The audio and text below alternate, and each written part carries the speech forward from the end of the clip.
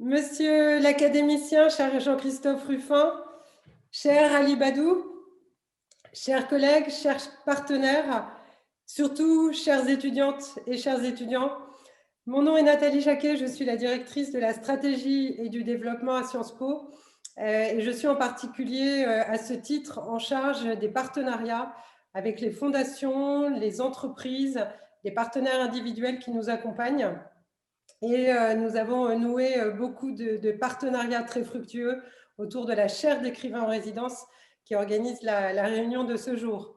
Je voulais vous dire que je suis déçue de ne pas être dans le studio de Sciences Po avec notre invité et avec Ali, mais je devais me confiner pour aujourd'hui. Donc je partage votre triste sort, étudiantes et étudiants, de devoir me connecter derrière un écran et de devoir rester entre mes quatre murs aujourd'hui. Alors, nous avons l'honneur d'accueillir notre invité d'aujourd'hui, Jean-Christophe Ruffin, et grâce en fait au partenariat que nous avons noué avec la Fondation Del Duca et l'Institut de France. Et l'Institut de France, en fait, a à cœur, de la même façon que Sciences Po, de renforcer les liens et les échanges entre nos deux institutions.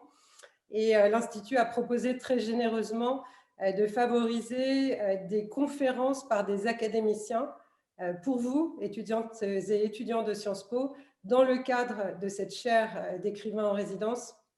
Donc, je les remercie très chaleureusement et très sincèrement, en particulier Xavier Darcos, qui dirige l'Institut de France, qui nous regarde peut-être, et Madame Bouvier, qui favorise et qui accompagne ce partenariat depuis le premier jour. Je voulais saluer aussi nos autres partenaires sur cette chaire, à savoir Fnac Darty, la Fondation Michalski, mais aussi des donatrices individuelles du nom de Céline Fribourg et de Karen et Michel Rébier. Voilà, que tous ces partenaires soient sincèrement remerciés, car c'est grâce à vous que cette chaire d'écrivains en résidence et ce centre d'écriture et de rhétorique sur lequel la chaire est adossée est en mesure d'offrir un programme d'activités, de rencontres aussi extraordinaire qu'il le fait depuis sa création il y a maintenant 18 mois. Cher Jean-Christophe Ruffin, je vais laisser le soin dans quelques instants à Ali Badou de vous présenter, mais je ne peux pas m'empêcher de mentionner le fait que vous êtes un ancien élève de Sciences Po, que donc vous revenez en quelque sorte à la maison. J'entendais tout à l'heure que vous racontiez vos expériences d'enseignement dans ces murs. Nous, on est très, très contents de vous accueillir aujourd'hui de retour à la maison, cette fois-ci sous votre casquette d'écrivain et d'académicien. Donc, bienvenue à vous, bienvenue à tous dans cette session d'échange qui s'annonce particulièrement enthousiasmante. Très, très bonne conférence à tous. Et Ali, je vous cède la parole tout de suite. Merci, merci Nathalie Jacquet. Jean-Christophe Ruffin, bonjour. Bonjour. Et merci d'avoir accepté cette invitation à échanger avec les étudiants de Sciences Po. Nous avons d'abord quelques minutes à consacrer à votre vie, ou plutôt à vos vies. Vous avez plus de vie qu'un chat. Je ne sais pas si c'est 7 ou 9, mais en l'occurrence, quand on veut vous présenter Jean-Christophe Ruffin, on se dit, mais est-ce qu'on est en train de parler de la même personne, vraiment? Et on va comprendre dans un instant pourquoi. Et ensuite, viendront nous rejoindre deux étudiantes, Amélie Worms et Solène Jouret, pour porter les questions des étudiants. Et je rappelle aux étudiants qui nous regardent qu'ils peuvent poser leurs questions tout au long du webinaire dans le questions-réponses qui est dédié. Nous le transmettrons à la fin de l'événement. On va rapidement vous présenter, même si ce n'est pas franchement un besoin ou quelque chose d'indispensable pour les étudiants qui vous connaissent tous pour la plupart, mais j'aimerais quand même reprendre quelques étapes de votre vie. Vous êtes médecin? Vous êtes un grand médecin qui a fait non seulement des études en neurologie, mais vous avez dirigé des services, vous avez été chef de clinique, vous avez dirigé un pavillon de psychiatrie à l'hôpital Saint-Antoine, et ça couvre beaucoup des choses que nous vivons. Ces hôpitaux que vous avez connus tout jeunes, ce sont des hôpitaux qu'on a vu souffrir, qu'on a vu se battre pour lutter contre la pandémie.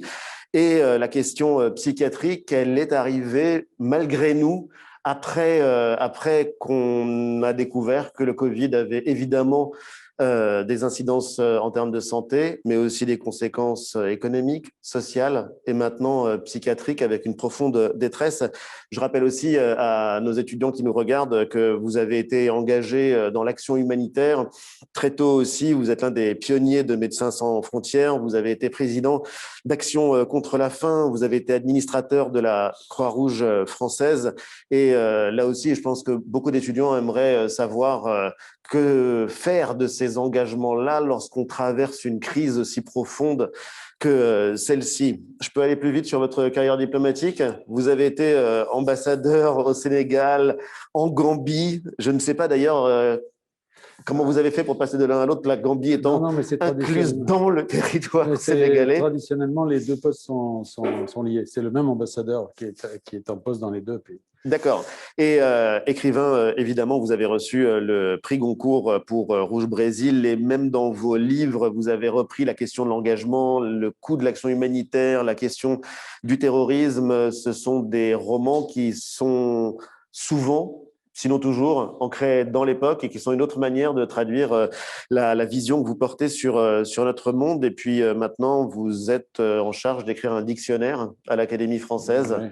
Vous avez une épée et un dictionnaire à écrire avec vos collègues de l'Académie. Vous en êtes à quelle lettre? Alors, on est à V. V. V. Donc, c'est bientôt fini? Oui, c'est bientôt. Enfin, avec nous, rien ne va très, très vite, mais oui, on est plus près de la sortie que du début. Oui, c'est sur la 9e édition. Une question, je ne sais pas quel regard le médecin, l'humanitaire, porte sur ce que nous vivons tous.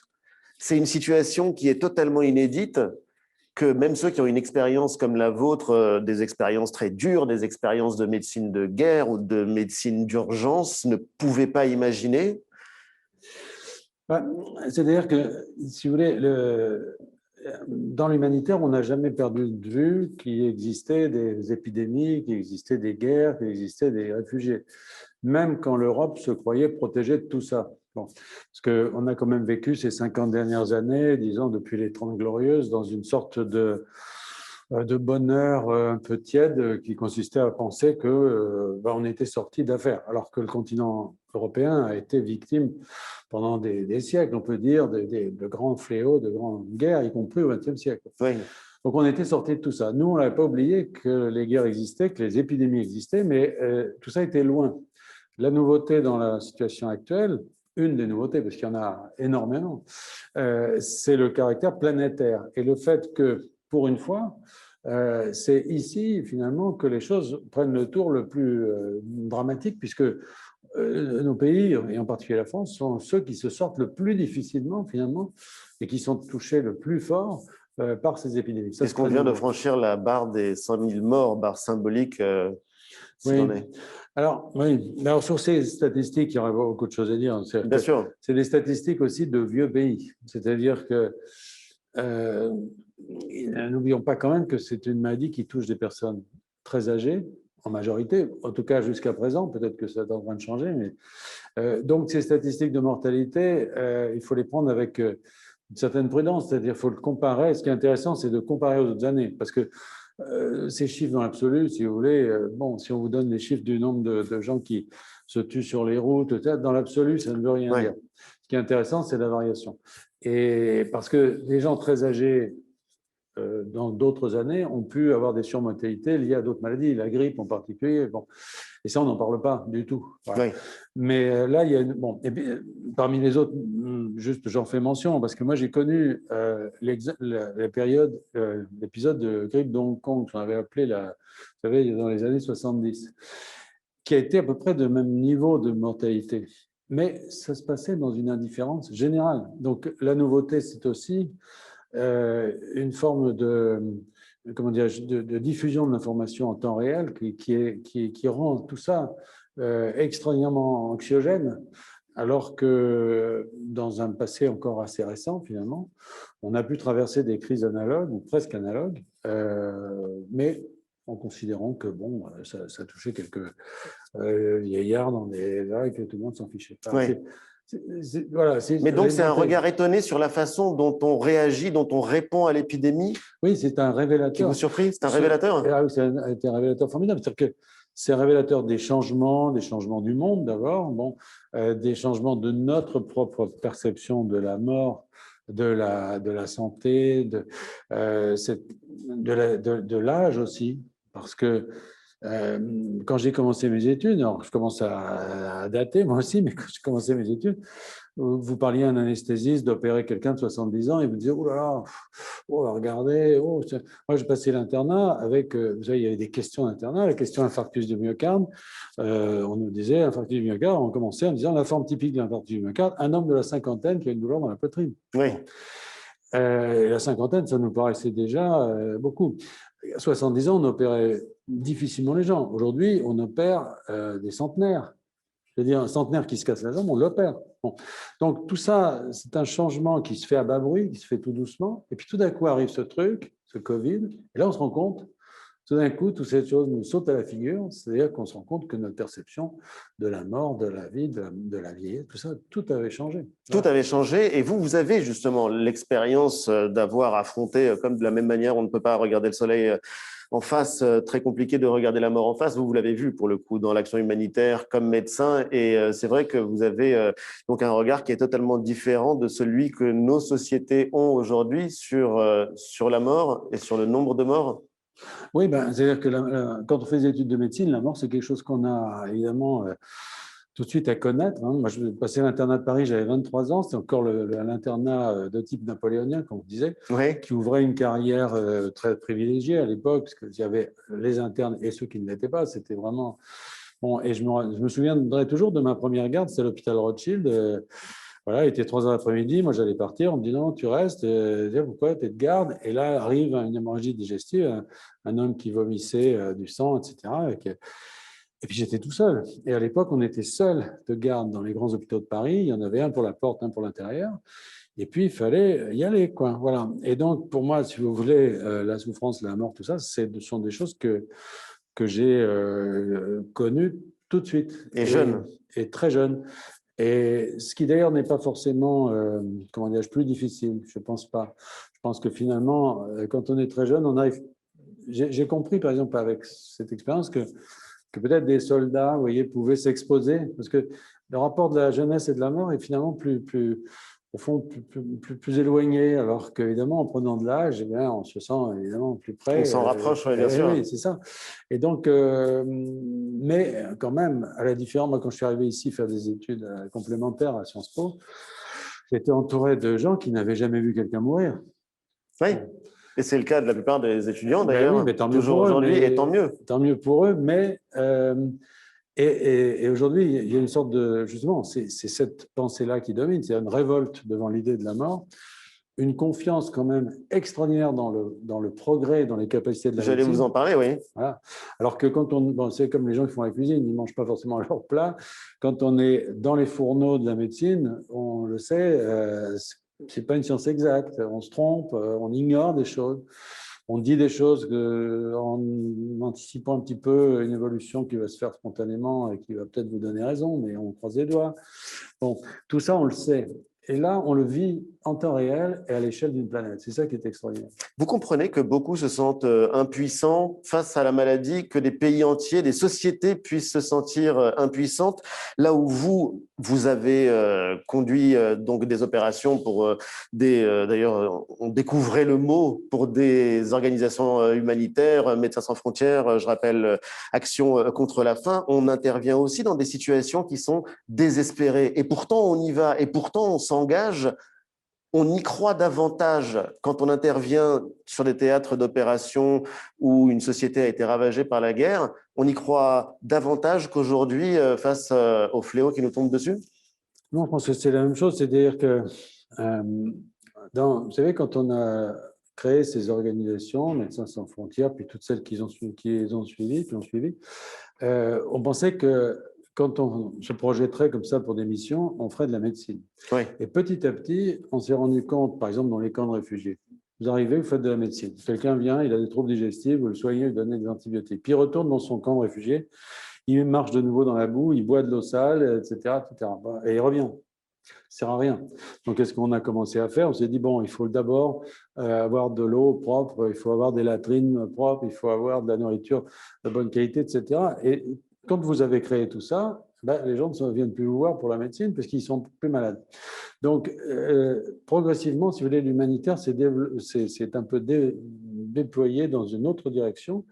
Aujourd'hui, sauf catastrophe Majeure et urgente, oui. brutale de type conflit, il y a de plus en plus, il y a une part de plus en plus grande de l'action humanitaire qui concerne l'environnement des camps de réfugiés, par exemple, ou des pays, par exemple au Liban après l'explosion, etc. Bon, là, sécuriser cet environnement, faire en sorte que les gens soient mis à l'abri de ces fléaux, c'est l'essentiel. Et c'est un peu la même chose pour la pandémie, c'est-à-dire qu'on se rend compte que finalement, soigner les gens, c'est important, mais ça porte sur finalement une petite quantité de gens.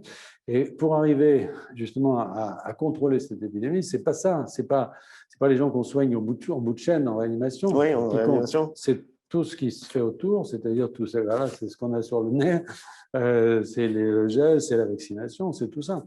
Donc évidemment, là encore, si vous voulez, c'est pas le soin qui va résoudre la maladie. Hein, c'est ce qu'il y a autour. Et c'est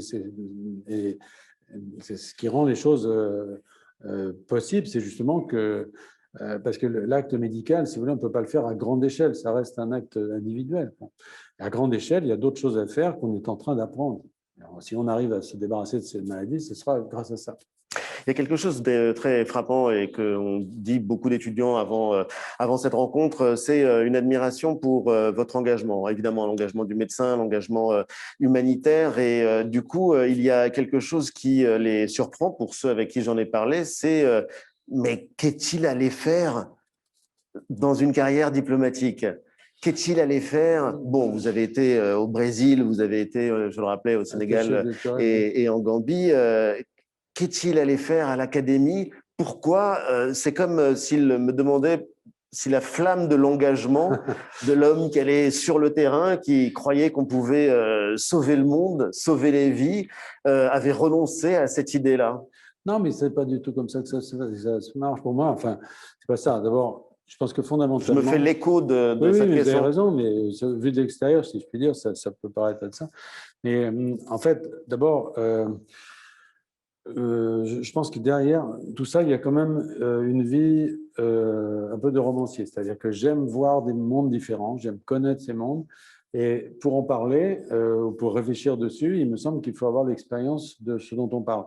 Et par exemple, parler du pouvoir suppose quand même de l'avoir un peu côtoyé. Oui. Pas forcément exercé, mais côtoyé, etc. Donc, si vous voulez, j'ai toujours eu, quand on m'a proposé des expériences comme ça, j'ai toujours eu une sorte d'appétit pour l'expérience nouvelle. Parce que c'est comme ça que je conçois le roman. C'est vraiment un peu comme au 19e siècle, cette capacité de passer du palais au camp de réfugiés. C'est très intéressant. Et c'est une manière de raconter le monde. Absolument. Et puis, si vous voulez, comme je disais tout à l'heure, c'est-à-dire que l'acte médical, bon, c'est un engagement, c'est une partie de l'engagement, mais il y en a des tas d'autres. Et peut-être même que plus on a d'expérience de la médecine, simple médecine, si je puis dire, plus on se rend compte que l'essentiel se joue ailleurs, se joue autrement. Et voilà. Et bon, par exemple, l'ambassade, bon, quand on m'a proposé de ça, c'était parce que j'avais une expérience de l'Afrique qui était importante, de différents pays, etc. Et il y avait cette idée de renouveler les relations qu'on pouvait avoir avec ce continent. Je trouvais ça très exaltant et une forme d'engagement. Mais vous voyez, par exemple, je n'ai jamais fait de politique active, je n'ai jamais été élu, je ne me suis jamais présenté à des élections, etc. Parce que là, j'aurais eu l'impression d'être dans quelque chose de tout à fait différent. Mais remplir une mission, le faire du mieux qu'on peut, ça, je trouve ça aussi exaltant que tout le reste. Voilà. Et quant à l'académie, pardon, mais… L'académie, oui. Bon. Ça reste une reconnaissance? Oui, c'est d'abord, comment on fait par rapport à ces institutions qui existent depuis 4 siècles et qui, d'une certaine manière, sont un peu un socle pour la nation, bon, avec des moments plus glorieux que d'autres, mais au fond, voilà, ils sont là. Il y a deux façons de faire. Soit on les récuse. Mais moi, j'ai jamais été témoin à 68 ans, jamais déboulonné les statuts, je m'en fous. Soit on essaie de les faire vivre, quoi, tout simplement. Et on se dit, après tout, effectivement, si on n'y va pas, eh bien, il y a peut-être des gens dans lesquels on ne se reconnaîtra pas. Donc, moi, j'ai accepté ça, j'y suis allé. Et, regardez, ça ne m'a pas vraiment… non, ça ne vous a pas transformé. D'ailleurs, c'est vrai que l'institution, malgré tout, évolue et elle bouge. Voilà, Il y a une philosophe qui a rejoint l'institution il n'y a pas si longtemps. Il y a Pascal Horry, l'historien, qui est maintenant l'un des vôtres, immortel. Ouais. Oui, non, mais… C'est très bizarre, en fait, d'employer même le mot immortel dans la période dans laquelle on est. Oui. C'est rassurant, on peut se dire ça, mais c'est peut-être vrai d'ailleurs, parce qu'au fond, regardez, à travers la pandémie, il y a eu très très peu de victimes dans notre compagnie. Alors, bon, si, il y a le président Giscard d'Estaing, il était très âgé. Ouais. Non, mais on n'est pas immortel, c'est ridicule, mais je pense que… Vous voyez, par exemple, le fait qu'il y ait pas mal d'écrivains dans l'Académie aujourd'hui qui viennent d'ailleurs, je veux dire André Makin, François Tcheng, Amin Malouf, Daniela Ferrière, etc. Ça montre qu'il y a un côté très inclusif de ces organisations si on laissait les faire fonctionner comme ça. Alors là où ça n'a pas fonctionné pour l'instant, tellement, c'est sur la féminisation, mais ça viendra, c'est récent, parce que la première femme, c'est Marguerite Yourcenar. Et c'est un effort qu'il faut absolument qu'on fasse. Il y a Barbara Cassin, mais c'est vrai qu'il y a encore du travail. Voilà, du travail. Mais vous voyez, je trouve ça plus positif, moi, et puisqu'on parle d'engagement, c'est une forme d'engagement, de faire vivre ces institutions, de les rendre inclusives, ouvertes et tout, que de se dire, bon, je jette une pierre dans le carreau et puis je passe mon chemin. Je trouve ça dommage. C'est une manière aussi de dire la place qu'a la littérature ou le travail d'écrivain dans votre vie, de siéger à l'Académie française. Et donc, ça permet de vous poser la question très simplement. Qu'est-ce que ça occupe comme rôle, tout simplement comme place dans à la fois votre itinéraire et dans votre personnalité? Bon, d'abord, moi, j'ai été élu pendant que j'étais ambassadeur au Sénégal et c'était très émouvant parce que le Sénégal est la terre du président Senghor qui a été à l'Académie. Et c'était merveilleux de recevoir cet honneur, en quelque sorte, en symbiose avec le pays dans lequel je me trouvais. Parce que j'aurais été en Malaisie, j'aurais dit, bon, Académie française, bon, on ne sait pas forcément ce que c'est. Mais au Sénégal, ils étaient très fiers. Ça a un sens. C'était un écho à leur propre histoire. Et je ne me compare pas du tout à l'œuvre magnifique du président Senghor, mais le fait est qu'il y a une filiation comme ça, et c'était très, très émouvant pour moi. Après, bon, je ne suis pas d'une grande assiduité, bon, surtout en ce moment, évidemment. Pas le seul. Mais non. Non, moi, je ne me sers pas du tout de ça pour… Non, mais ce que je veux dire, c'est que la littérature dans votre vie, c'est quelque chose d'absolument nécessaire. C'est comme un supplément d'âme par rapport à d'autres engagements que vous avez eus. Non, mais c'est central. Je pense que c'est le contraire. Je pense qu'en réalité… c'est difficile, c'est l'œuf et la poule, mais je pense que les deux sont indissociables. C'est-à-dire que je ne peux pas être dans l'action sans en même temps en tirer une forme de partage. Et pour moi, la forme du partage, c'est l'écriture. Bon, peut-être dans une autre génération, j'aurais fait des films ou je ne sais pas. Oui. Mais en tout cas, il y a cette idée de témoigner est aussi important que de vivre. Vous voyez, pour moi, c'est une part importante. Ça ne veut pas dire que je fasse des livres militants. Hein, je fais des, mais non, mais il y a des formes d'engagement malgré tout dans vos œuvres. C'est une forme de métabolisme, si je puis dire, de ce que la digestion, si vous voulez, de l'expérience, qui fait ressortir ensuite à travers la mémoire, à travers la fiction, les choses sous une autre forme. Et pourquoi justement choisir la fiction? Lorsque vous écrivez L'Abyssin, lorsque vous écrivez Rouge Brésil, ça pourrait donner lieu à des essais, ça pourrait donner lieu à ce qu'on appelle un récit, tout simplement, avec une écriture blanche de ce que vous avez observé, des leçons que vous avez tirées de vos expériences, mais vous les mettez en scène, vous les racontez sous cette forme-là. Oui, parce que pour une raison, enfin, il y a deux raisons. Une est toute bête, mais très importante pour moi, c'est le bonheur d'écrire et de partager ça. Et le bonheur qu'on donne aussi à son lecteur.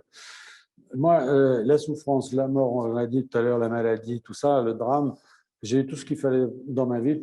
J'ai pas Ça besoin va. de... Ça va. Donc, quand je suis entré dans ce champ littéraire, c'était pour y trouver autre chose, pour y trouver une forme de lumière, une forme de bonheur, une forme oui, d'éternité, là, pour le coup, de durée, enfin, de plaisir.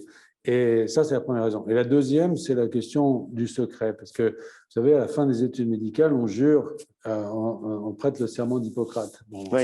ça paraît pas grand-chose comme ça. C'est un petit texte comme ça qu'on dit un peu sans y penser. Puis après, on y repense.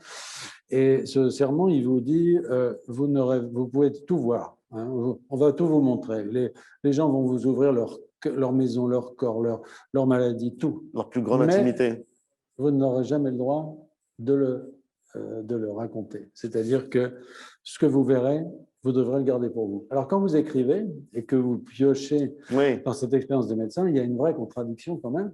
Et c'est pour ça que j'ai eu recours, moi, souvent, enfin, en tout cas au début, à la fiction et même à la fiction historique, c'était pour me décaler et pouvoir mettre des expériences d'aujourd'hui et personnelles dans un cadre où elles n'étaient pas directement reconnaissables. Et d'ailleurs, le secret, j'allais y venir parce qu'on est dans une société où le secret résiste de moins en moins bien, mais sur différents plans, qu'on parle du secret de l'instruction, mais surtout du secret médical en ce moment où on balance le nom d'une personne en disant voilà, elle a le Covid, voilà, elle est positive. Ça paraît tout à fait normal alors que ça ne l'est absolument pas. Et on a l'impression, oui, que cette part d'intimité, et je ne vais même pas jusqu'à la collection de nos données de santé les plus personnelles par les GAFA et par des algorithmes, mais ce secret-là qui fonde la médecine est une part immensément importante de notre humanité. Cette part-là, elle est en danger. Tout à fait. Je pense que moi, je suis le fruit, si vous voulez, d'une éducation médicale dans laquelle probablement ce secret était beaucoup plus fort, était un interdit beaucoup plus puissant. Et j'ai mis des années à pouvoir un peu le contourner. Et en plus, après, quand j'ai eu des fonctions diplomatiques, j'ai retrouvé encore un autre secret qui était le secret professionnel des secret diplomates. défense. Voilà, exactement.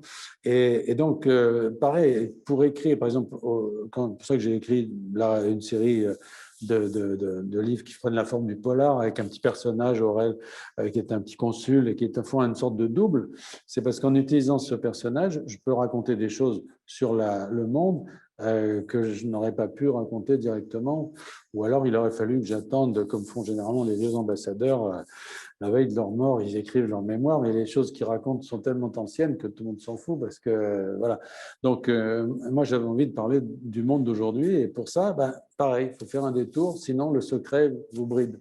C'est une question démocratique et on est à Sciences Po, donc on peut se permettre de l'aborder sans problème.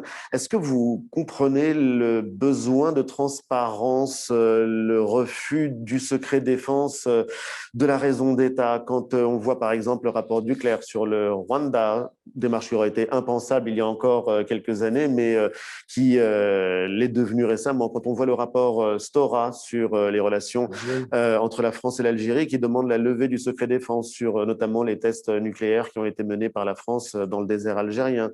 Bref, ce secret-là, vous, comme citoyen, comme diplomate, vous pensez qu'il a un sens ou qu'au fond, les citoyens doivent pouvoir tout savoir? Non, alors, il y a deux choses. Il y a le secret qui porte sur une personne, dont on parlait tout à l'heure, le secret médical, par exemple. Celui-là, il n'a pas d'âge et pour moi, il est éternel. C'est-à-dire que sinon, il n'y a plus de médecine, c'est clair. Alors, s'agissant de l'État, là, on est dans un autre processus. Au fond, moi, je constate une chose en tant qu'ambassadeur, c'est qu'il y a finalement assez peu de secrets et que le vrai secret, celui qui mérite d'être protégé en tout cas, est lié au temps. C'est-à-dire que, par exemple, de savoir qu'on va mener une opération pour aller libérer des otages, pendant les jours qui précèdent, c'est un secret absolu. Parce que si vous le laissez fuiter, eh bien, vous mettez en danger la vie de tout le monde. Bon. Donc, là, pendant cette période, c'est un secret. Mais après, c'est-à-dire que quand le temps a passé, quand des choses ont été faites, par exemple les essais nucléaires, par exemple en Algérie ou dans le Pacifique, etc., là, à mon sens, le secret n'a plus de raison d'être. C'est-à-dire que le secret doit laisser la place à l'histoire, véritablement. Oui. Et c'est même le contraire, c'est-à-dire que tout ce qui fige l'histoire, toute la querelle autour des lois mémoriales, etc., mais c'est vrai que tout ce qui empêche d'aller voir, que ce soit le secret ou que ce soit, disons, une sorte d'interdit qui pèserait autour d'une recherche, ben, moi, je suis tout à fait hostile à ça, parce que je pense que l'histoire doit pouvoir se exercer librement. Et de toute façon, elle le fera. De toute façon, elle le fera. De toute façon, elle le fera un jour ou l'autre. Sur le Rwanda, sur tout ça, on saura la vérité. On le saura. Et c'est une bonne chose. Et c'est une bonne chose. Et il faut pouvoir regarder ça en face. Oui, parce que je pense que d'abord, ceux qui ont pris ces responsabilités doivent pouvoir en rendre compte, si vous voulez. Il n'y a pas de, enfin, il y a pas de, il va y avoir d'impunité dans ce domaine. Et puis, il ne faut pas oublier le rôle pédagogique de l'histoire. C'est-à-dire qu'une erreur, il ne faut pas la reproduire. Si on ne l'a jamais comprise, ben, on ne peut pas la corriger. Encore une question, et on va ouvrir le dialogue avec les étudiants de Sciences Po, mais c'est quelque chose de très fort quand vous avez écrit, par exemple, sur l'humanitaire, justement. Vous avez été l'un des premiers à prendre du recul et à en montrer, bon, le côté héroïque, le côté magnifique, le côté utile, indispensable, mais aussi ce que vous appeliez un piège. Les problèmes posés par l'action humanitaire, même si elle est empreinte de bonne volonté. Vous avez écrit également sur le terrorisme dans le Sahel ou le Sahara. Mes souvenirs sont un peu lointains parce que c'était dans un roman. Oui, exactement. Ouais. Et là aussi, vous montriez ce qui ne va pas écrire pour vous, c'est porter la plume dans la plaie. Ah ben, c'est montrer les choses comme elles sont. Si vous voulez, l'humanitaire, par exemple, c'est pas ce que j'ai essayé de dire, que ce soit dans des essais ou dans un roman qui s'appelait Checkpoint, c'est de montrer les choses et les gens tels qu'ils sont. C'est-à-dire, il n'y a pas un univers qui serait là, séparé du monde, qui serait celui des saints, qui ne commettraient aucune faute, rien. Non, pas du tout. Oui, mais c'est comme ça qu'on les voit souvent. Bah oui, mais comme des héros. Peut-être pas comme des saints, mais comme des héros. Non, mais qu'on les encourage, qu'on les soutienne, etc., c'est très, très bien. Mais on ne peut avancer dans ces domaines-là. Et surtout, nous, on a dû construire des organisations nouvelles. Si vous voulez. Toutes ces ONG, il a fallu les construire, les créer. Il n'y avait pas d'exemple, il n'y avait pas de précédent. Oui, vous l'avez inventé. Médecins sans frontières, c'était une invention. Absolument. Et donc, nous, notre rôle, et c'était pour ça que j'étais venu ici d'ailleurs, c'était d'essayer de comprendre ce qu'on faisait.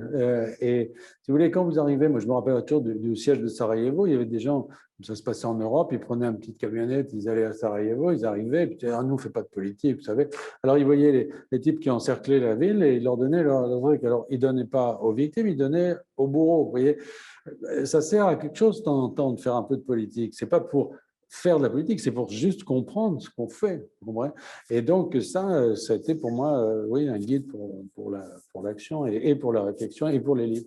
En tout cas, c'est passionnant de vous écouter. On va maintenant appeler les deux étudiantes de Sciences Po qui ont bien voulu modérer ces échanges. Amélie Worms, qui est étudiante en Master 1, et Solène Jouret, étudiante elle aussi en Master 1. Un immense merci à elle d'être là. Et la parole est à vous, donc. Bonjour, monsieur Badou. Solène. Bonjour, monsieur Badou. Bonjour. Bonjour, monsieur Ruffin. Merci beaucoup pour votre présence. Donc, tout d'abord, vous avez beaucoup parlé de vos différents engagements en tant que médecin, écrivain, diplomate. Quel lien faites-vous entre ces différentes formes d'engagement, s'il y en a un? Je crois qu'on a un petit peu dit, c'est-à-dire que c'est... pour moi, l'élément fondateur, c'est la médecine. Même si je ne pratique pas au quotidien ce métier, c'est celui que j'ai appris quand j'avais votre âge. Et au fond, je l'ai appris en référence à l'image que j'avais de ce métier qui était à travers mon grand-père, qui avait été médecin. Et à l'époque de mon grand-père, la médecine, c'était un engagement. Pendant la Première Guerre mondiale, il était au front, coupé des bras et des jambes. Et pendant la Deuxième, il était à Buchenwald parce qu'il faisait partie d'un réseau de résistance, etc. Donc, c'était des gens qui étaient engagés, c'est-à-dire qui vivaient avec les autres et pour les autres, d'une certaine façon. Et puis, c'était un métier littéraire, parce qu'à l'époque, c'était une branche des humanités. On apprenait le grec, le latin, et on devenait médecin comme ça. Rabelais, d'ailleurs, on lui avait donné la médecine en plus, puisqu'il était simplement un lettré. Bon. Et voilà, donc finalement, ce métier, tel que je le concevais, je n'ai pas trouvé exactement ça quand je l'ai fait, si vous voulez, si on regarde ce que j'y avais mis, et ben, finalement, on y retrouve tout ce que par la suite j'ai fait. Mais je l'ai trouvé ailleurs. Voilà. Et donc, finalement, tous ces engagements complètent finalement cette espèce de quête initiale d'un métier que je voyais comme total et beaucoup plus, sans doute différent de ce qu'il est la plupart du temps maintenant. Il semble qu'il y ait toujours un rapport à autrui qui est vraiment C'est ça. essentiel, que ce soit individuellement ou au niveau collectif, plus peut-être dans la diplomatie. C'est ça, absolument. Ben, même dans la diplomatie, vous voyez, par exemple, quand j'ai voulu écrire dessus, j'ai pris un personnage qui est un consul. Pourquoi? Parce que je trouve que les fonctions consulaires, ce pas les plus considérées hein, dans les diplomaties. Elles sont plus proches de la réalité, de la vie des gens que celle de l'ambassadeur, son excellence. Son excellence, il va dans les soirées, machin, il fait des grandes notes diplomatiques très, très jolies. Il a des chocolats. Vraiment jolies, voilà. Mais le consul, il est là quand nos concitoyens sont en prison, qui perdent leurs papiers, qui se font agresser, quand des étrangers veulent venir ici, qui demandent un visa, etc. C'est le consul qui est là. Et ça, cette dimension humaine de la diplomatie, moi, elle m'a passionné. Mais c'est pas celle qui est la plus recherchée. Ou prestigieuse. Non, non. Et pourtant, moi, je trouve que c'est le cœur du métier, vraiment. De quelle façon ces différentes expériences vous ont-elles poussé à écrire? Y a-t-il eu un élément déclencheur qui vous a incité à prendre la plume et publier votre premier essai donc en 1986? Alors, les essais, bon, c'était, je racontais tout à l'heure, c'était d'ailleurs la nécessité qu'on avait de théoriser un petit peu ce qu'on est en train de créer. C'est-à-dire qu'on avait entre les mains, on se rendait compte, un outil qui n'était pas exactement, même pas du tout équivalent ni à la Croix-Rouge, ni à les Nations Unies. Ça, c'était autre chose. Donc, il fallait en faire un peu la théorie. Bon, ça, c'était les essais.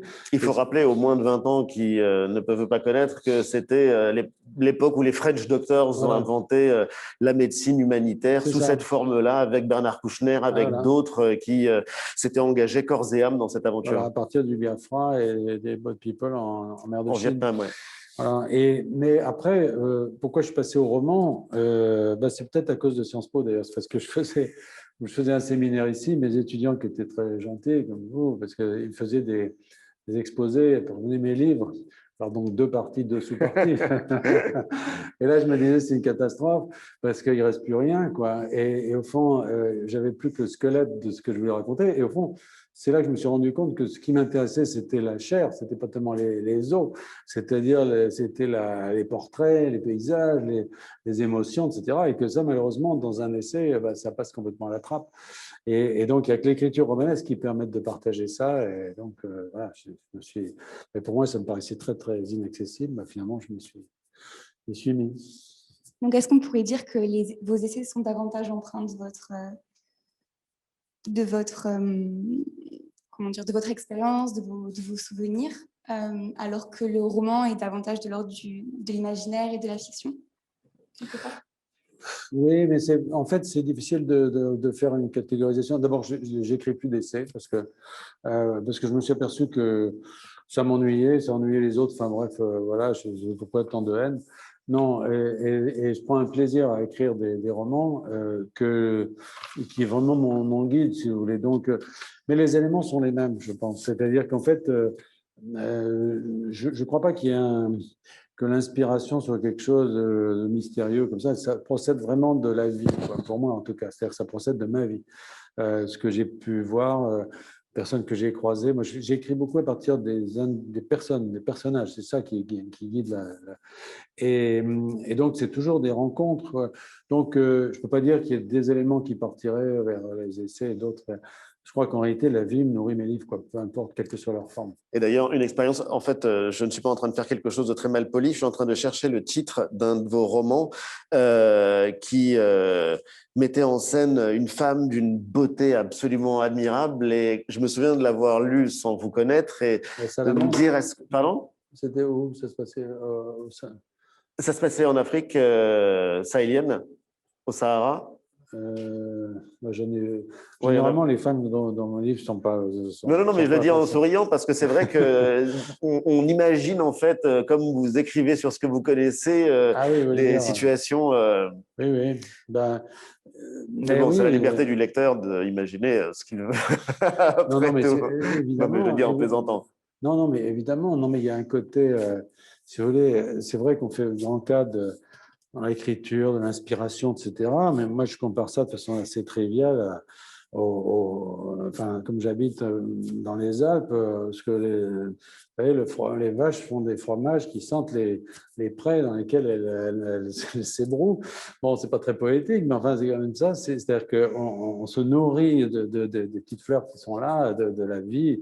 Pas forcément les fleurs, d'ailleurs, ça peut être aussi les épreuves, tout ce que vous voulez. Et pour moi, il n'y a pas d'écriture en dehors de la vie, vraiment. Alors après, le travail de fiction, ça rebat les cartes. C'est-à-dire qu'on prend tout ça, et effectivement, la différence avec les essais, c'est que au lieu d'être dans une espèce de dichotomie, oui, non, bien, mal, machin, etc., la fiction, le roman rebat tout ça, et un personnage n'est crédible que s'il est à la fois bon et méchant. Enfin, et donc, Oui. tout est rebattu, tout est retravaillé par la fiction, mais à partir d'un matériau qui est celui de la vie, en fait, c'est sûr. Merci. Une dernière question pour ma part. Donc, vous vous décrivez comme un écrivain peintre dans un entretien, par opposition à l'écrivain musicien. Oui. Pourquoi? Quel est le rapport entre votre lien à l'écriture et le lien du peintre avec sa peinture?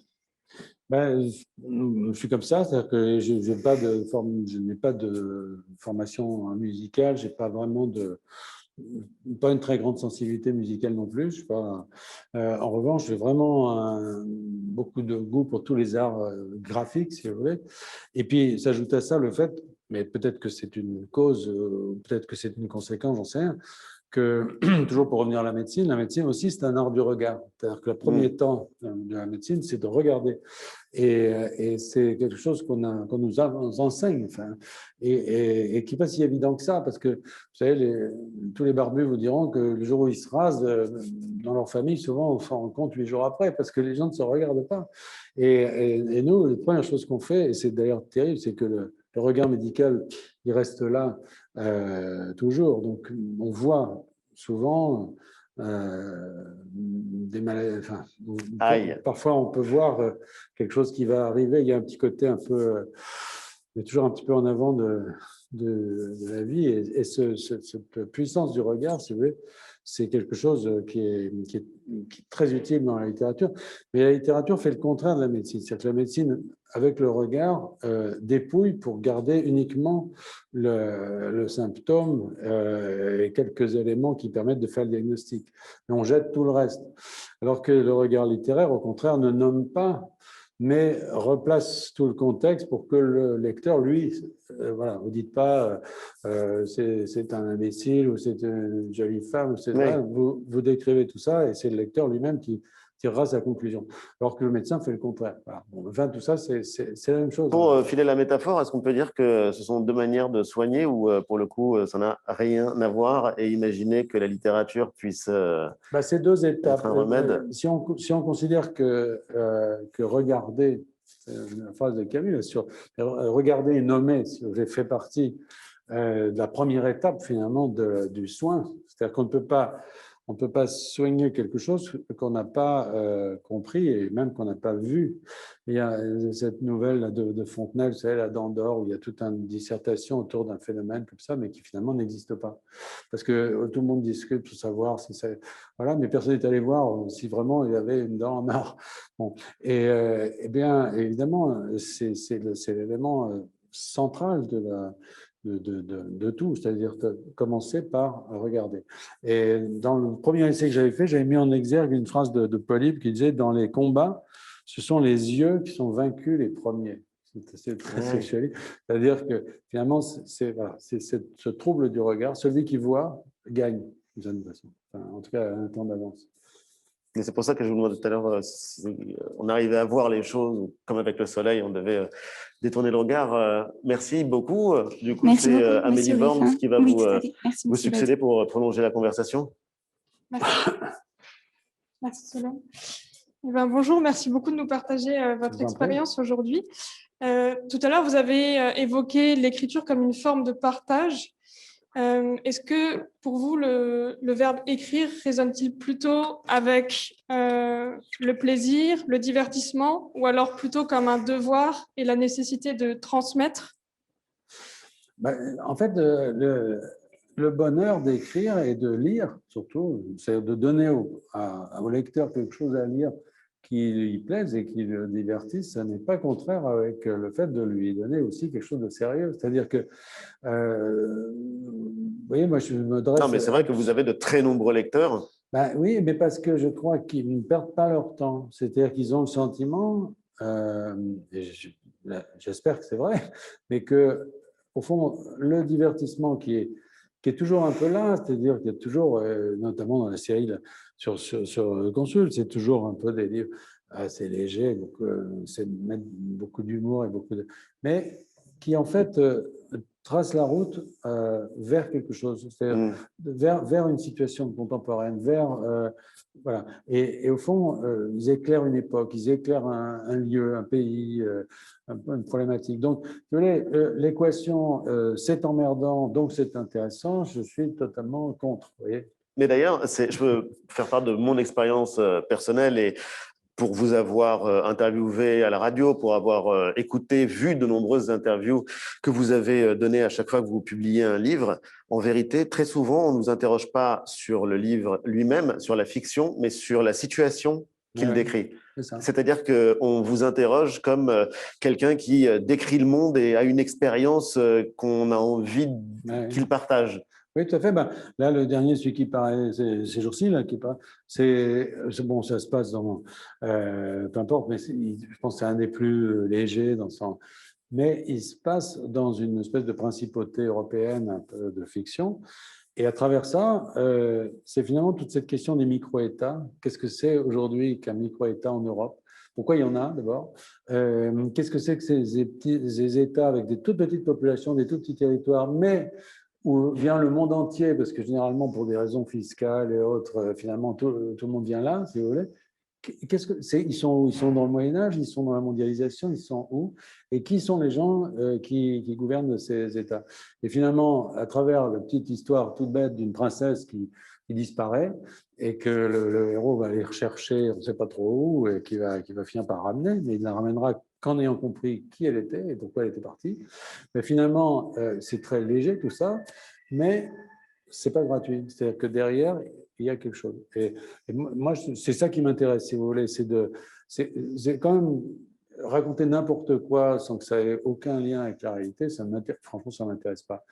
Mais le faire de façon didactique, pesante, etc., ça ne m'intéresse pas non plus. Moi, j'aime bien qu'il y ait un peu de bonne humeur là-dedans. Ouais. Finalement, c'est un peu comme les formes d'engagement qui sont imbriquées les unes dans les autres. Les formes d'écriture sont aussi imbriquées et on ne peut pas forcément détacher des expériences de l'imaginaire aussi qu'on peut en tirer. Certainement. Et moi, je ne crois pas du tout, si vous voulez, à la question du genre. Je pense qu'on catalogue trop les littératures de genre. C'est-à-dire que, non, mais vous voyez, il n'y a pas… Le roman, la poésie, le théâtre… Oui, non, mais surtout, non, ça encore, ça c'est des… Non, mais je veux dire le polar, la SF, le roman historique, machin. Par exemple, le roman historique, moi je vais toujours poser la question, ça commence quand? Parce qu'en général, le temps du récit, c'est le passé. Mais alors, ça commence quand? Quelque chose qui s'est passé il y a 10 ans, est-ce que c'est déjà historique? Non. Là, il faut un certain temps. Et bon, c'est pas, il n'y a pas de catégorie. Le polar, par exemple, il y a des mécaniques de polar, bien sûr, mais on peut les utiliser aussi dans des livres que Simenon appelait les romans durs, si vous voulez. Et quand il faisait un Maigret ou quand il faisait L'aîné des fers chauds ou La veuve Coudert, finalement, les techniques étaient à peu près les mêmes, mais sauf qu'il y en a un qui était un polar et l'autre pas. Bon, vous voyez, c'est pour ça qu'il faut, je pense, s'affranchir un peu de ces catégories. Et par rapport à l'écriture, est-ce que vous avez une méthode de travail rigoureuse? Est-ce que vous avez des habitudes particulières avant de vous lancer dans l'écriture? Ou bien finalement, est-ce qu'il y a des lieux qui peuvent vous inspirer ou c'est plus spontané? En fait, je travaille, je n'ose pas le dire, dans une maison qui est habitée par le sérieux et le travail. Mais enfin, moi, je travaille 2 mois par an à peu près. C'est-à-dire le reste du temps, je me nourris. Je parle de l'écriture. C'est-à-dire j'écris mes livres très, très vite, sans forcément avoir tout encore en tête, mais Voilà, et quand il y a une forme ils sont mûrs. Voilà. C'est Roger Vaillant qui disait ça. Il disait finalement les livres, c'est un peu comme ces poulpes que les pêcheurs prennent. Vous savez, dans les ports de la Méditerranée, on voit les pêcheurs qui jettent le poulpe plusieurs fois avant de le bouffer pour l'attendrir. Et les romans, c'est pareil. Il faut prendre tout ça, il faut le jeter, il faut le reprendre, machin, puis un jour, c'est prêt. Voilà. Et quand c'est prêt, moi, je l'écris d'une traite, parce que je ne m'arrête pas. Et je l'ai écrit presque dans les conditions où on le lira, c'est-à-dire avec la même vitesse. Voilà. C'est-à-dire en quelques jours, en me mettant complètement dedans, comme si j'étais un lecteur. Voilà. Et finalement, ça m'oblige à résoudre les problèmes très vite et à garder une sorte d'unité de ton que je perds si jamais je dois m'interrompre. Voilà. Donc, il n'y a pas de secret, chacun fait comme il veut, mais moi, voilà, c'est comme ça que je fais. Donc, vous écrivez toujours au même endroit quand vous êtes dans Non, cette alors maison? non. Enfin, j'écris beaucoup de mes livres à la montagne, dans la maison que j'ai à la montagne, mais j'ai aussi, j'en ai écrit aussi dans ma ville natale, à Bourges, qui est très inspirante parce que c'est une ville un peu qui est restée très médiévale dans son architecture, où il fait souvent un peu gris, etc. Le problème de la montagne, c'est qu'on a envie de sortir et d'aller prendre les skis, quoi. Ouais. Voilà. Donc. Mais on peut être moins sage et vous demander si c'est vrai. Et après tout, il n'y a pas de paradis artificiel, il n'y a pas besoin d'alcool. L'écrivain n'est pas à côté d'un alambic Non, comme dans la grande veine des écrivains du 19e. Non, c'est Simenon aussi qui disait qu'il arrivait à reconnaître ce que buvait un écrivain s'il buvait du whisky ou du pinard. Non, moi je n'ai pas besoin de ça. Non, c'est le contraire. Enfin, bon, c'est vrai que je dors mal et que j'aime bien, enfin, j'ai besoin de prendre souvent. Vous savez, comme j'ai toujours ma carte de médecin, pour moi, une pharmacie, c'est une supérette, tu peux acheter n'importe quoi. Et donc, c'est vrai que le soir, souvent, je prends quand même quelque chose pour dormir. J'aime bien cet état du matin, ou un peu chimique, vous voyez, mais alors là, ce que les étudiants n'écoutent plus, parce que là, on a dépassé. Non, personne n'écoute, rassurez-vous. Où on ne sait plus trop où on habite, si vous voulez, mais où, bizarrement, l'inconscient est complètement là, complètement ouvert. Et moi, je sais que ce sont les meilleurs moments pour écrire, c'est ces phases qu'on appellerait parahypniques en neurologie, c'est-à-dire juste avant, juste après le réveil, si vous voulez, qui sont là un peu frontières. Mais c'est tout, je veux dire. Je sais pas. Merci. Et une dernière question plus en lien avec le monde étudiant. Quels conseils donneriez-vous aujourd'hui à des étudiants qui souhaitent s'engager, que ce soit dans le monde de l'humanitaire, dans le monde de la diplomatie, de l'écriture ou de l'engagement, enfin, dans son sens plus large? Ça, c'est bien compliqué parce que si j'ai conscience de quelque chose, c'est que vraiment mon parcours n'est pas reproductible. Ce qui est reproductible dans mon parcours, et ce qui peut servir à ce conseil, si je puis dire, c'est justement le fait qu'il n'était pas prévu comme ça, c'est-à-dire qu'il n'est pas rectiligne. Et ça me paraît être quand même le seul élément qu'on peut transmettre, c'est-à-dire le fait qu'aujourd'hui, bon, la vie est suffisamment longue, disons qu'il y a suffisamment de possibilités aussi de passerelles, de pas pour que on ne se sente pas forcément coincé dans une carrière et dans un métier. Moi, j'ai traversé un peu ces frontières-là. Je les ai traversées, bon, dans le sens qui était le mien, c'est-à-dire en partant de la médecine, mais on peut le faire à partir de tout, je pense. Bon, après, il y a les contraintes matérielles, il y a savoir si... Bon, bien sûr, mais moi, ces contraintes, je les avais. Vous savez, j'ai eu des enfants très tôt. Je n'ai pas une vie très exemplaire de ce point de vue. J'ai divorcé, des charges de toutes sortes, etc. Bon, et ça ne m'a pas empêché de le faire.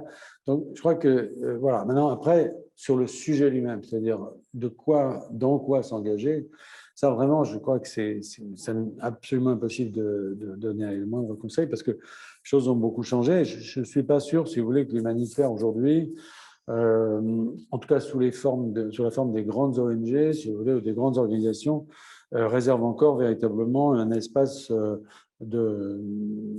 disons, de liberté comme on a pu le connaître. Je pense qu'on a connu une époque un peu chaotique, un peu romantique, un peu bricolée, mais qui était très libre. Aujourd'hui, tout ça, c'est beaucoup plus calibré, c'est beaucoup plus cadré. Moi, quand je faisais un séminaire ici, beaucoup de mes étudiants, après, je les retrouve d'ailleurs dans la diplomatie, dans un peu tout, etc. Je fais pendant plusieurs années, hein, ces séminaires, mais ils cherchaient cette sorte d'engagement. Et puis ici, mais pas seulement, ce sont les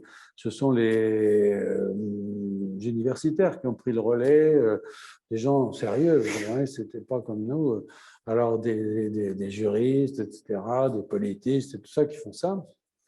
Bon, et ça reflète un peu aussi l'évolution générale de l'humanitaire, c'est-à-dire aujourd'hui, les budgets, les reporting, les machins, etc. Donc, je ne sais pas si l'humanitaire aujourd'hui, si moi je referais ce parcours sous cette forme. Peut-être dans certaines petites structures, ou peut-être, mais le monde, les grosses ONG aujourd'hui, moi, me fait pas forcément rêver comme autrefois. Voilà. Mais c'est pas pour dire que tout était mieux avant, tout ça. Mais simplement, je veux dire, c'est vraiment vous qui pouvez sentir où est-ce qu'il y a un créneau pour faire quelque chose d'intéressant.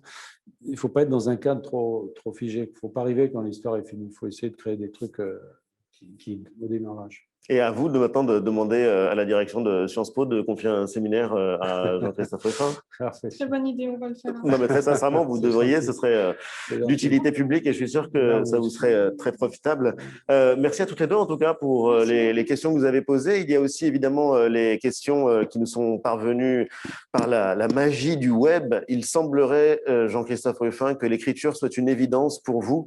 Avez-vous déjà eu le trac face à la page blanche et comment se remettre à écrire lorsqu'on est dans une période où l'on a du mal à trouver sa voix VOIX ou sa voix VOIE? Oui, oui, c'est vrai que c'était une évidence, mais une évidence paradoxale parce que moi, si vous voulez, je n'ai pas fait d'études littéraires et encore aujourd'hui, je suis accablé par mon ignorance quand je dîne. Vous voyez, à côté de gens qui me disent « Ah, vous êtes à l'académie, vous avez lu ça, vous avez lu ça, vous avez… » Généralement, je n'ai pas lu, alors je glisse sous la table, je suis complètement… Oui, mais vous avez pu sauver des vies. Donc, oui, je ne sais pas si dans la balance… non, je le dis en souriant, mais vous connaissez Polype, vous avez eu une éducation en latin. C'est vrai, mais quand même… non, il me manquait… D'ailleurs, quand j'ai commencé à vouloir m'approcher justement d'écriture romanesque, ça me paraissait une montagne, si vous voulez. Je me suis dit, j'y arriverai jamais. Je n'ai pas l'équipement. C'est pour ça que j'ai commencé aussi par des essais, parce que ça faisait moins peur. Et c'est pas la page blanche, moi, qui me fait peur. C'est pas tellement ça. Une fois qu'on sait ce qu'on veut dire la page blanche, ça va. C'est plutôt de concevoir ce qu'on veut dire et de se demander si on est armé pour le faire. Moi, je ne me pose plus la question aujourd'hui, mais je sais que pendant très longtemps, je me suis posé cette question de la voix, comme vous dites. Hein, quelle voix intérieure il faut écouter pour écrire? Ce n'est pas évident. Une question joyeuse, attendez, qui arrive. Vous vous décrivez comme un écrivain peintre et l'un de vos romans a été adapté au cinéma. Quel rapport entretenez-vous avec l'audiovisuel et plus particulièrement avec la série Hippocrate, évidemment, puisque c'est la série qui s'empare de la médecine et qui le fait très bien d'ailleurs en ce moment. Moi, si vous voulez, je suis pas je suis d'une génération un peu préhistorique et un peu hantée audiovisuelle, pas anti, mais hantée. C'est-à-dire que mon mode d'expression, c'est le roman. Et je discutais l'autre jour avec Thomas Lilti, justement, qui est le réalisateur et le créateur d'Hippocrate. Voilà, on parlait de ça, il est beaucoup plus jeune que moi, et je lui ai raconté que mon premier livre, qui n'a jamais été publié, d'ailleurs, c'était une sorte de petite pièce de théâtre, roman, etc., assez mal foutue, mais qui était aussi pleine de la vie d'un hôpital, comme ça. C'était exactement… je vais même retrouver certaines situations qui nous ont décrites. Mais à l'époque, d'abord, ça n'intéressait personne. Et puis moi, je n'ai pas… c'est vrai, c'était pas… L'hôpital, à l'époque où j'ai fait mes études, c'était quelque chose qui fonctionnait bien. On était au lendemain de la réforme de Bray. Il y avait les hôpitaux, beaucoup d'hôpitaux avaient été construits ou reconstruits. Voilà. Donc, on n'était pas… Quand on venait raconter que ça, voilà, les bouts de ficelle et tout, personne… Il n'y avait pas du tout la sensibilisation qu'il y a aujourd'hui et qui fait que cette série arrive pile au bon moment. Puis j'avais sans doute pas le talent de faire ce qu'il a fait. Hein. Et puis, ce qui est assez incroyable, bon, indépendamment d'Hippocrate, c'est la passion très largement partagée dans le monde pour des séries. Si vous songez à Doctor House, bien sûr, il y a un nombre de séries qui George, réunissent des millions de téléspectateurs. Je ne sais pas ce qui fascine tout le monde dans la médecine, alors que personne, a priori, n'a envie d'aller à l'hosto. Mais on aime bien regarder ce qui s'y passe. Mais c'est à la place d'eux. Hein. On n'est pas obligé de... C'est vraiment pour ne pas aller à l'hosto. Je voulais mentionner le Brésil. Vous avez été en poste en tant qu'attaché culturel à Recife, je le prononce mal, et vous avez gagné le prix Goncourt avec Rouge Brésil. Quelle relation entretenez-vous avec ce pays? Un mot sur sa situation actuelle. En fait, j'ai toujours gardé des relations assez étroites avec le Brésil, parce que je parle portugais, j'ai appris là-bas. Et là, par exemple, l'année dernière, juste avant que l'épidémie ne se déchaîne en France, janvier-février, j'ai descendu l'Amazone sur les bateaux avec les hamacs, vous savez, comme ça. Je suis parti de la frontière colombienne jusqu'à Belém, sur les bateaux en passant par Manaus. Enfin, j'ai fait Rio Negro et ensuite l'Amazone pour faire un carnet de voyage et tout. Puis je suis arrivé ici et paf, c'était le... Voilà, donc j'y vais beaucoup, j'ai beaucoup de liens avec le Brésil. Et ce qui s'y passe me désole parce que c'est vraiment... c'est vraiment un gâchis terrible. C'est d'ailleurs assez compliqué d'analyser ce qui s'y passe vraiment. Parce qu'il y a, alors on dit Bolsonaro, bon, bien sûr, c'est un facteur important, mais il n'y a pas que ça. Il y a le fait aussi qu'il est très difficile de confiner un pays comme ça, parce que, je veux dire, une favela, il suffit de se balader dans une favela pour savoir que c'est compliqué de la confiner. Il y a une intrication avec la vie sauvage aussi, notamment tout ce qui est Mato Grosso, Amazonie et tout, qui fait que probablement le virus a circulé aussi dans d'autres espèces, hein, comme vous avez vu la polémique ici sur les visons et tout ça. Là-bas, c'est pareil.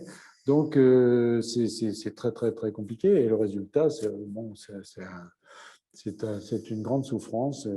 Mais comme d'habitude, c'est toujours les mêmes qui souffrent au Brésil parce que bref, on va pas reprendre notre conversation.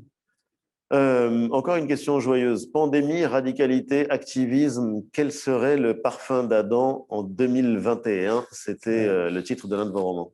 Oui, c'est un roman qui est paru effectivement, même avant, je crois, il est paru.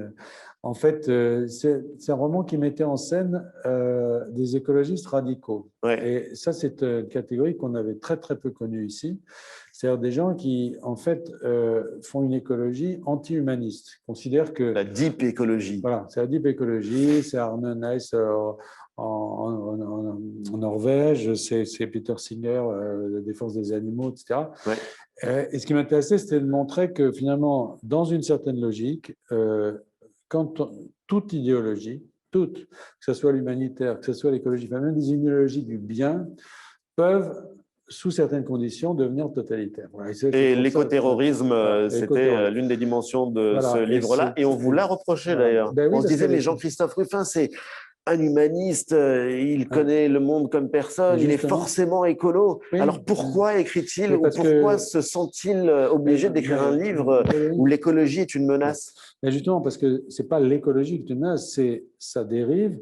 C'est-à-dire que pour moi... mais ça a dérouté beaucoup de vos lecteurs. Je sais, mais parce que le malentendu, si vous voulez, c'était que moi, je ciblais en fait l'écologie anti-humaniste. Et je pense on ne peut pas aller dans certaines directions avec les idées écologiques, que je partage par ailleurs totalement. Je ne sais pas du tout, mais je les partage à condition qu'elles respectent. Par exemple, je ne suis pas du tout spéciste. Je suis spéciste. Oui, vous n'êtes pas antispéciste. Je considère qu'il y a... Il y a une rupture et un propre de l'homme. Voilà, et qu'on ne résoudra pas les problèmes de la planète en s'attaquant aux hommes. Vous savez, il y avait des gens comme le commandant Cousteau, par exemple, qui était gentil comme tout. Quand on lui disait combien il devrait y avoir d'habitants sur Terre, il disait 400 millions, ça suffirait. D'accord, mais qu'est-ce qu'on fait des autres? Vous voyez ce que je veux dire? Oui, la vision malthusienne. Voilà, c'est ça. C'est-à-dire que l'écologie malthusienne, pour moi, c'est la source d'un véritable terrorisme. Mais à l'époque où j'ai dit ça, tout le monde ignorait que ça pouvait exister. Aujourd'hui, c'est beaucoup moins vrai parce qu'il y a des formes beaucoup plus violentes. Et je pense qu'au sein même du mouvement écologique, il y a une ligne qui est en train de se tracer, et c'est très bien, entre ceux qui, comme je souhaite, font une écologie humaine et ceux qui font une écologie anti-humaniste. Parce que sauver la planète, c'est bien, mais si sauver la planète consiste à détruire l'humanité, pour moi, c'est pas ma tasse de thé. Avant-dernière question, si le serment d'Hippocrate régit l'exercice de la médecine, par ailleurs considéré comme un art, lequel pourrait régir celui de la diplomatie? Le mensonge. Un jeu de mots, le serment d'Hippocrate. Exactement ce que je vous allais dire, ouais, c'est pas mal. Ouais. Excellente réponse. Non, mais franchement, c'est exactement ça. Et donc, la dernière question.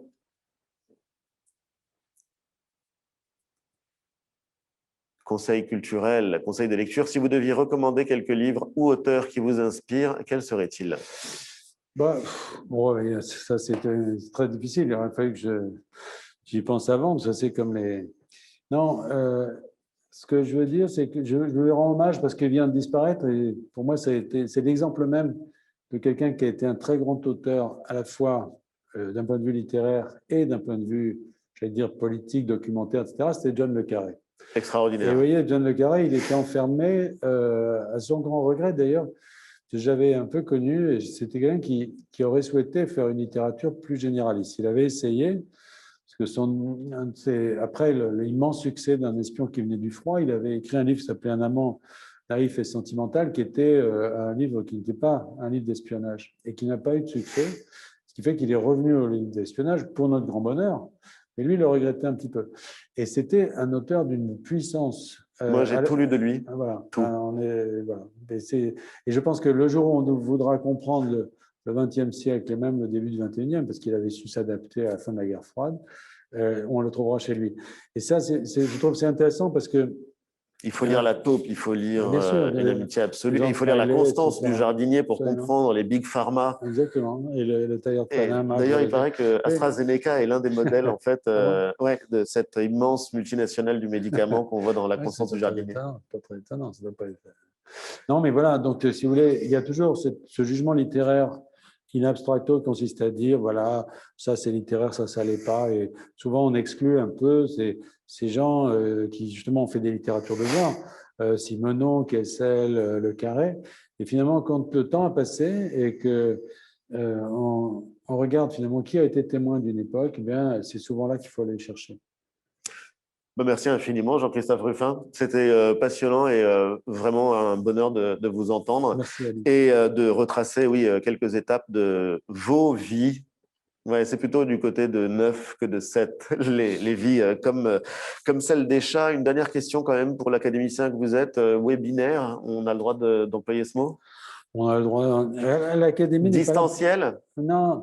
Présentiel? On verra bien. Ça vous déchire les oreilles ou pas? Moi, je m'étais égal. Non, l'académie doit sanctionner l'usage. Donc, si l'usage prévaut, eh bien, on l'adoptera. Merci infiniment d'avoir été avec nous aujourd'hui. Merci à vous de nous avoir suivis. Merci à toutes les équipes techniques et aux étudiants qui ont tous participé à ce webinaire.